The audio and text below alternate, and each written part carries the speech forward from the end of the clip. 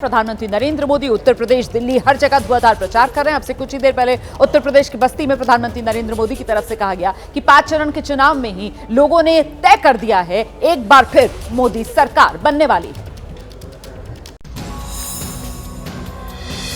PM Modi ने UP प्रचार की शुरुआत बस्ती से की। बस्ती की रैली में पीएम मोदी ने फिर दोहराया कि केंद्र में तीसरी बार एनडीए की सरकार बनेगी। साथियों, देश में 5 चरण के चुनाव हो चुके हैं। इन 5 चरणों ने ही देश में तीसरी बार मोदी सरकार पक्की कर दी है।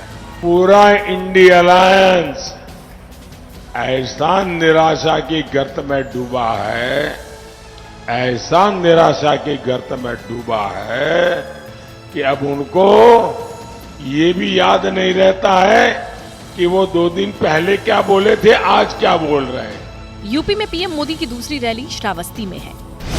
दोपहर 2:30 बजे पीएम मोदी रैली करेंगे श्रावस्ती में। शाम 6 बजे पीएम पश्चिमी दिल्ली के द्वारका में भी रैली करेंगे। आम आदमी पार्टी की राज्यसभा सांसद स्वाति मालीवाल, उनके साथ जो मारपीट हुई है उस मामले में खुलकर सामने आई हैं और कह रही हैं कि उन्हीं की अपनी पार्टी आम आदमी पार्टी उनके चरित्र हनन की साजिश रच रही है।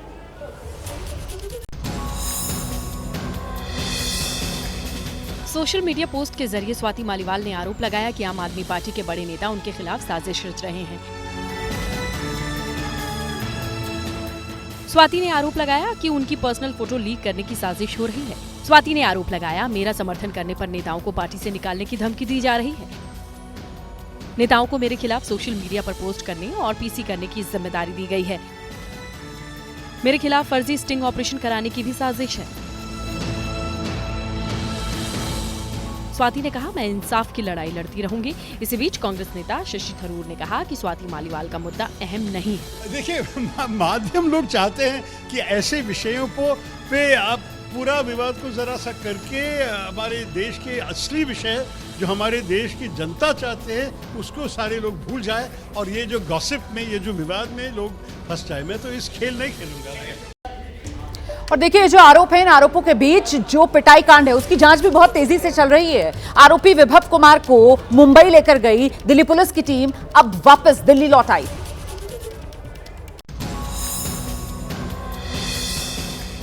स्वाति मालीवाल से मारपीट के केस में सबूतों की तलाश में दिल्ली पुलिस मंगलवार को विभव को लेकर मुंबई पहुंची थी।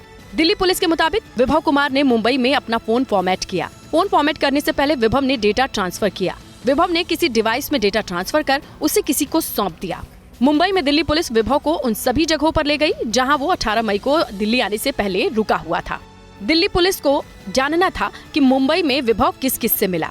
दिल्ली पुलिस की टीम विभव के मोबाइल डेटा को रिट्रीव करने की कोशिश में है। पुलिस को उम्मीद है कि इससे बड़ी लीड मिल सकती है। इसी बीच बीजेपी विभव को लेकर केजरीवाल पर सवाल उठा रही है। केजरीवाल जी वही व्यक्ति है ना जो कहते थे मैं दिल्ली के चप्पे चप्पे पे सीसीटीवी लगवा दूंगा।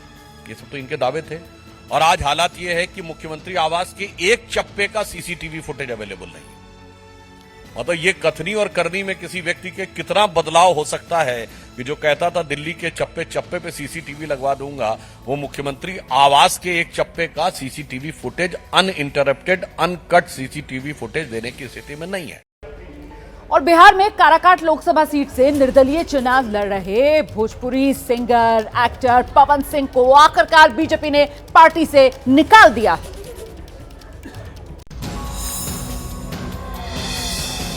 आखिरकार पवन सिंह पर बीजेपी ने अनुशासनात्मक कार्रवाई कर दी। काराकाट से निर्दलीय चुनाव लड़ रहे भोजपुरी सिंगर और एक्टर को बीजेपी ने पार्टी से बाहर का रास्ता दिखा दिया। बीजेपी ने कहा कि पवन सिंह एनडीए उम्मीदवार के खिलाफ चुनाव लड़ रहे हैं, ये पार्टी विरोधी काम है। इससे बीजेपी की छवि धूमिल हुई है। काराकाट सीट बीजेपी ने उपेंद्र कुशवाहा के लिए छोड़ी है। उपेंद्र कुशवाहा के समर्थन में 25 मई को पीएम मोदी काराकाट में रैली करने वाले हैं। ये पार्टी की कार्रवाई है। पार्टी स्वाभाविक तौर पर पार्टी के खिलाफ कोई चुनाव लड़ता है तो पार्टी के स्तर पर ऐसी कार्रवाई होती है। पवन सिंह को बीजेपी ने पश्चिम बंगाल के आसनसोल से उम्मीदवार बनाया था, लेकिन विवाद के बाद पवन सिंह ने आसनसोल से टिकट वापस कर दिया था। कहीं ना कहीं से भाजपा की साजिश है कुशवाहा जी को हराने की। हो सकता है इस वजह से भाजपा दिखावटी कार्रवाई कर रही हो, लेकिन अंदर ही अंदर भाजपा के लोग जो कुशवाहा जी को हराने के लिए कर रहे हैं। सुल्तानपुर से बीजेपी की उम्मीदवार है मेनका गांधी। उन्होंने सीधा निशाना राहुल गांधी पर साधा है, ये कहते हुए कि राहुल गांधी तो शेख चिल्ली हैं। एबीपी न्यूज से बातचीत में मेनका गांधी गरीब महिलाओं के खाते में पैसे आने के बयान पर राहुल गांधी को निशाना बनाती नजर आई। मेनका ने वरुण गांधी को राहुल गांधी से बेहतर नेता बताया। इंटेलिजेंस लेवल वरुण की बहुत हाई है, लेकिन किस्मत भी तो एक चीज होती है। जहाँ है, जहाँ उसकी माँ है। ठीक, गांधी कुछ कहेंगी आप राहुल गांधी की वे ऑफ चुनाव से पहले पूर्व विधायक और बाहुबली चंद्रभान सिंह उर्फ सोनू सिंह के समाजवादी पार्टी में शामिल होने पर मेनका गांधी ने कहा, जो कानून तोड़ेगा वो जेल जाएगा। यहाँ कोई बाहुबली बचे नहीं, तो जहाँ भी जाए खुश रहे। जो कानून तोड़ेगा वो जेल जाएगा, खत्म हो गई बात। इसमें बाहुबली और नो बाहुबली का सवाल नहीं है। हम यहाँ एक शांत जगह चाहते हैं और लॉ एंड ऑर्डर सिचुएशन अब सेटल डाउन हो गया है। कोई बाहुबली इस तरीके का बचा नहीं है। अब जिसको जाना। वैसे जो सुल्तानपुर सीट है, यहां पर सियासत बेहद दिलचस्प हो चली है, क्योंकि यहां बाहुबली चंद्रपाल सिंह सोनू को अखिलेश यादव ने चुनाव के एन पहले समाजवादी पार्टी में शामिल करा लिया।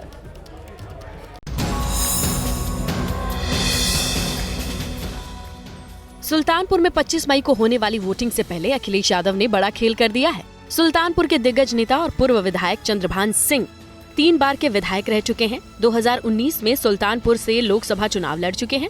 2019 में बीएसपी के टिकट पर लड़े चंद्रभान सिंह दूसरे नंबर पर थे।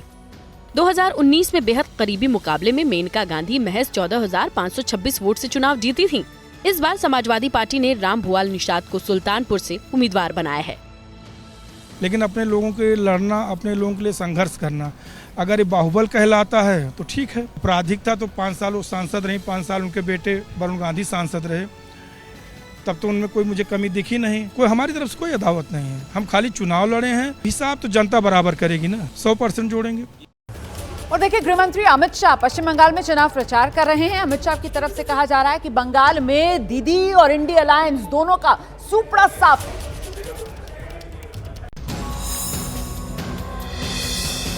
आखिरी 2 चरण में मतदान से पहले पश्चिम बंगाल में गृह मंत्री अमित शाह आज धुआंधार प्रचार कर रहे हैं। आज पश्चिम बंगाल में अमित शाह ने कांथी से चुनाव प्रचार की शुरुआत की। कांथी में शाह ने टीएमसी पर निशाना साधा। ममता दीदी का इंडिया अलायंस, उनका सुपड़ा साफ हो गया है साफ। इस बार बंगाल में भी 30 सीटें नरेंद्र मोदी की झोली में जाने वाली। बंगाल में 30 सीटें आते ही आप समझ कर रखना, ये तृणमूल कांग्रेस खंड खंड हो जाएगी और ममता दीदी की सरकार विदाई हो जाएगी, विदाई। घटाला लोकसभा क्षेत्र के डेबरा में रैली करने के बाद अमित शाह दोपहर 2:30 बजे पुरुलिया में रैली करेंगे। शाम 4 बजे अमित शाह बांकुरा में भी रैली करेंगे।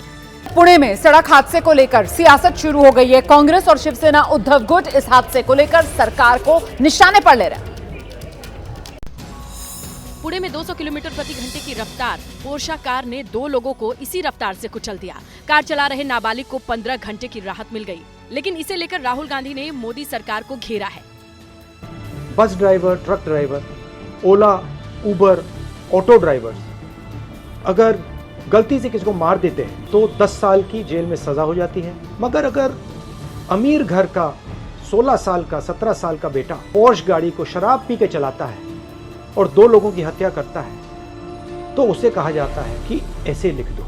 ऐसे ट्रक ड्राइवर से, बस ड्राइवर से क्यों नहीं लिखाते? नरेंद्र मोदी से पूछा गया कि 2 हिंदुस्तान बन रहे हैं, एक अरबपतियों का, एक गरीबों का। उनका जवाब आता है, क्या मैं सबको गरीब बना दूं? इस केस में नाबालिग के पिता समेत 5 लोगों को गिरफ्तार किया गया। राहुल के आरोपों का बीजेपी नेता कृपाशंकर सिंह ने जवाब दिया। यहाँ 2 हिंदुस्तान बनाएंगे, बल्कि एक हिंदुस्तान के कानून को सब जगह लागू हो। और दिल्ली के 7 लोकसभा सीटों पर टक्कर आमने सामने की बीजेपी और इंडिया गठबंधन में वोटिंग 25 मई को होनी है और वोटिंग से पहले आम आदमी पार्टी ने बीजेपी पर नया आरोप लगाया है।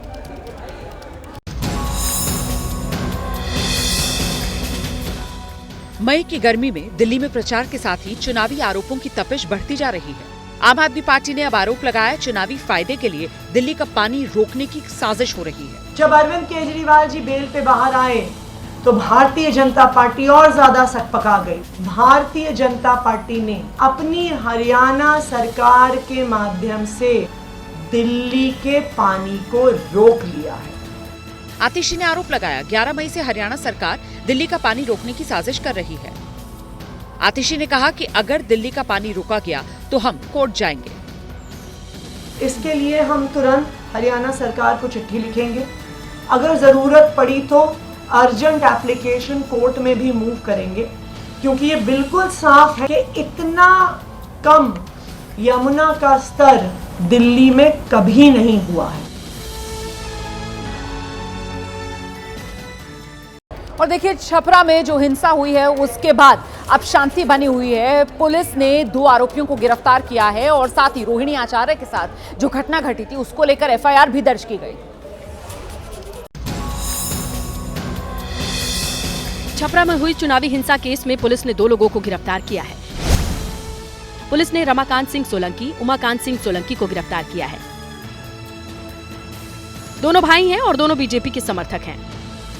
तनाव के बीच छपरा में सिचुएशन कंट्रोल में है। पुलिस की मुस्तैदी के बीच शहर में आज भी इंटरनेट सर्विस को बंद किया गया है। इसी बीच छपरा में चुनावी हिंसा को लेकर 2 नई एफआईआर दर्ज की गई है। चुनावी हिंसा में मारे गए चंदन राय के पिता पर एफआईआर कराई गई है। वहीं रोहिणी आचार्य के इलेक्शन एजेंट की शिकायत पर भी एफआईआर दर्ज कराई गई है। रोहिणी के चुनाव एजेंट नवल किशोर ने अपनी शिकायत में आरोप लगाया था मतदान के दिन बूथ नंबर 318-319 पर झड़प हुई। बीजेपी कार्यकर्ताओं ने रोहिणी आचार्य पर हमला किया। नवल किशोर की शिकायत पर एफआईआर दर्ज कर पुलिस ने जांच शुरू कर दी है।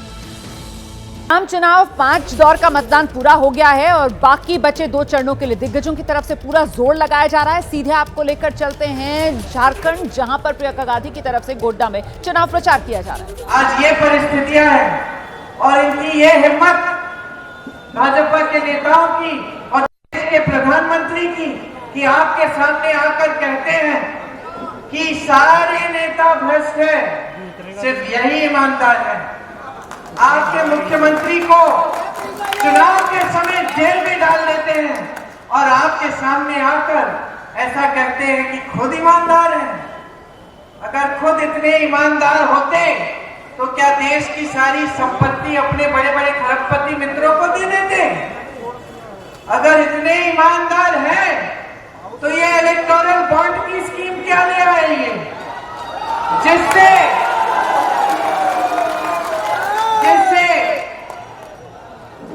इन्होंने तय किया पहली बार देश के इतिहास में कि जो भी राजनीतिक दलों को चंदा देगा उसका नाम गुप्त रहेगा। ये ईमानदार लोग करते हैं। अरे अगर आप ईमानदार हैं, आपको किसी से चंदा लेना है, सबके सामने लेंगे कि छुप के अपने कमरे में बंद लेंगे?